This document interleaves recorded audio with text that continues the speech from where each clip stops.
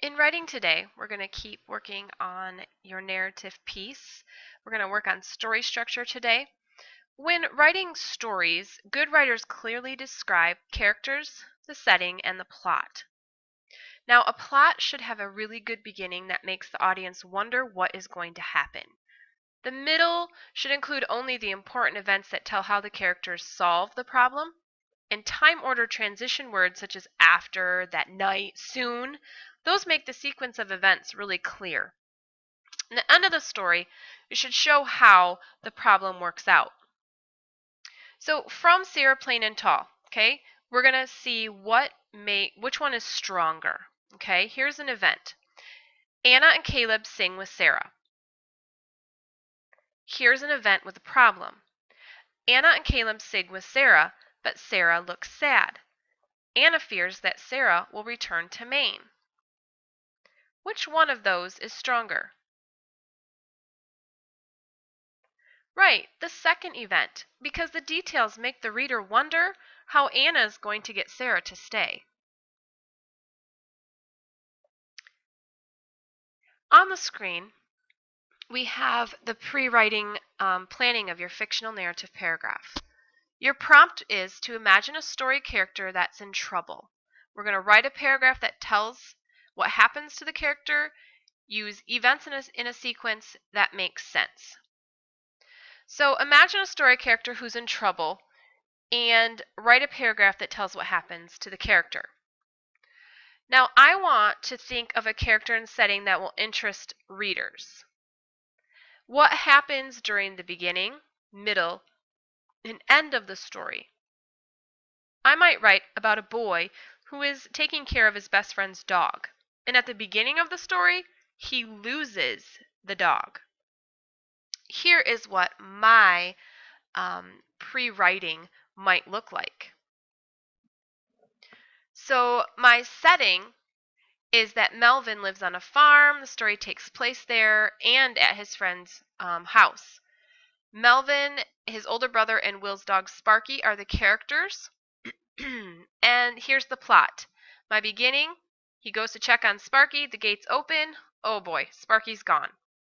All right, this is setting my story up. This is giving you the situation and setting up the story, and you want to know what happens. In the middle, Melvin is going to ask his older brother to help him look for Sparky, and they look all over the farm. And at the end, Melvin tries to put himself in the dog's shoes, and he thinks that Sparky may had gone back to his house, to Will's house. And that is where Melvin finds Sparky, sitting on Will's front steps.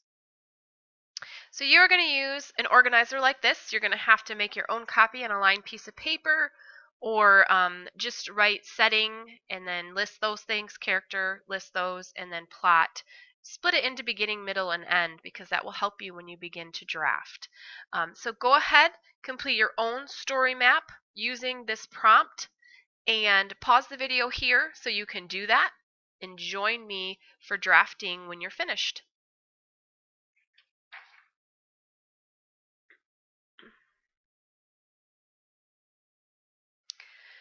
So you just began your pre-writing, and now you're going to begin to put that into a draft. As you draft, think about what your story is about. And my story is about a boy looking for a dog. I want to make sure that I use vivid verbs. Verbs are words that name actions. And vivid verbs can help your reader imagine characters' actions and understand what your characters experienced. Okay? I could use the word sprinted to describe the way the boy runs to find the dog. And I can use spotted when he finds the dog sitting on the front steps. So this is what the drafting template looks like. The beginning introduces the character and situation. Middle tells what happens in the sequence that makes sense, and the end provides a sense of closure. So here's a look at what the Melvin and Sparky story would look like. The school bus rumbled away and Melvin skipped down the dirt road to the east field of his family's farm. He was watching Will's dog Sparky while Will was on vacation. Sparky spent the day outside running around in the field. When Melvin reached the field, he found that the gate was open and the shaggy dog was gone. Melvin sprinted to the house and asked his brother to help him look. They searched all over the farm, but Sparky was nowhere to be found. Finally, Melvin asked himself where he would go if he were Sparky. "Home!" Melvin shouted. 5 minutes later, Melvin spotted Sparky sitting on the steps of Will's house. So here, I introduced the character and the situation. It was great detail here. The middle tells in a sequence what happens. So when Melvin reached there, all right, finally Melvin asked himself, and then 5 minutes later, these are all time sequence words. And the end gives us a sense of closure. We know that Melvin found the dog and that he indeed did go back home. All right. You are going to begin drafting your own story paragraphs using your story maps that we just did for pre-writing. Beginning of your story should introduce the character or narrator, and you should tell events in a sequence that makes sense and use time-ordered transition words as well as vivid verbs. So you are going to stop the video and spend as long as it takes to get your paragraph drafted like the one here on the screen. Happy writing!